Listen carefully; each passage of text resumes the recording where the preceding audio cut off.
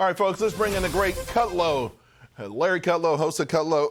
Larry, let's pick up on this discussion on inflation.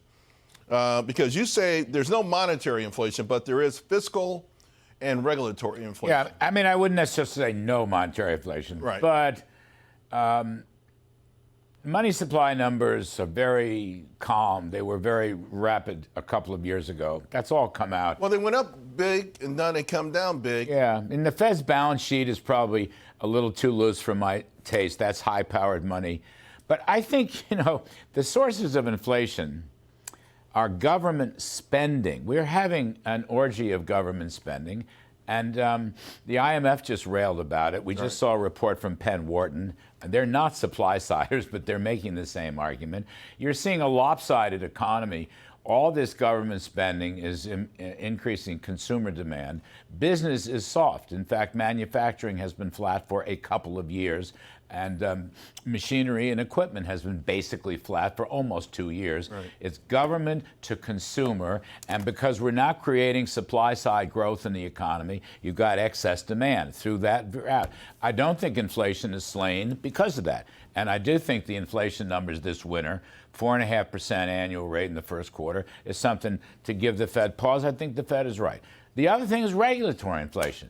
Look, all this, you can start with the crazy climate change and all the regulations to stop fossil fuels. They're trying to pump in subsidies and tax credits for climate, for wind turbines, for solar, for electric vehicles. This raises prices.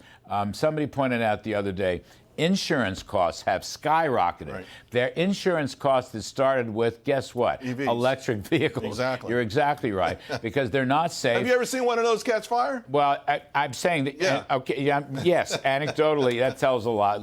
A couple of years ago, I don't know if you remember, but one of these ships that had 4,000 cars on it, never sank before. It went down like a rock because it was loaded up with EVs. When they caught on fire, the traditional stuff to put out fires didn't work. They ended up, the whole ship went down. And you have other things, too. I mean, the government is saying, you can't have a ceiling fan. You have to have a new ceiling fan that's climate. You can't have a toilet bowl that flushes or a shower head that allows you to take a decent shower in the morning. You're a shower guy. I'm a shower guy, okay? All those things cost money. And that's why I say they're regulatory inflation. It's like, Newt Gingrich calls it big government socialism. Steve Forbes points out the kind of socialism today isn't like Joe Stalin. You don't have to actually buy the steel mill, Charles, but you can do it through the regulatory bureaucracy that tells you don't buy this, buy that. And the buy that is more expensive than the thing you'd like to buy if left to your own devices. And that causes inflation. And the thing that you have to replace that you love, that worked, and was better than the thing you're being forced to buy. I will say this, though. They have mastered the art of using regulations to enforce the ideology. On that note, Trump's going to roll the whole thing back. I promise you. Fingers crossed. Trump is going to roll the whole White House thing back. renews internal talks to invoke climate emergency. Now, the subplot here is that this is a way to get young voters. Just like with college, the college loan thing. But it's interesting because the bulk of college loans are owed by 35 to 49-year-olds. And on this, you and I were talking that there's not a lot of young people out there clamoring for a climate emergency. New, really good. Byron York wrote this up today. New Harvard poll, Harvard-Harris poll, whichever one. Young people, 18 to 29, I believe. Which is more important, inflation or climate? 60-40 inflation.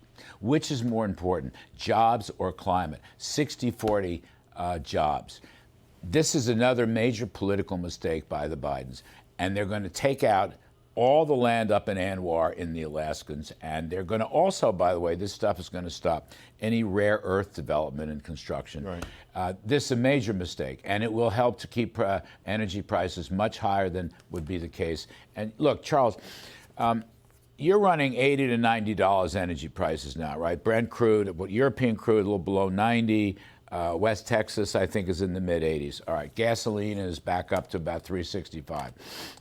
Those numbers are 30% higher than they need to be if we had a truly open, market-oriented climate policy, by which I mean all the above.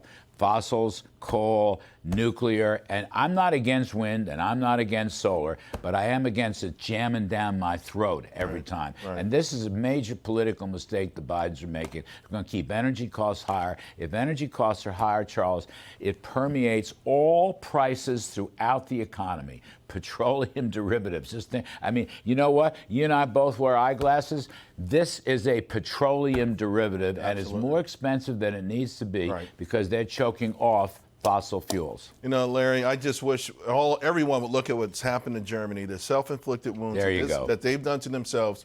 Why are we on the same path? Why are we following because the path goes straight down from industrial might and glory to poverty. It's amazing. All right, Larry, I appreciate you. Great to see you. Always great to have you. Thank you, Charles. All right, folks, of course, you know you can catch Larry on Kudlow weekdays, 4 p.m. Eastern.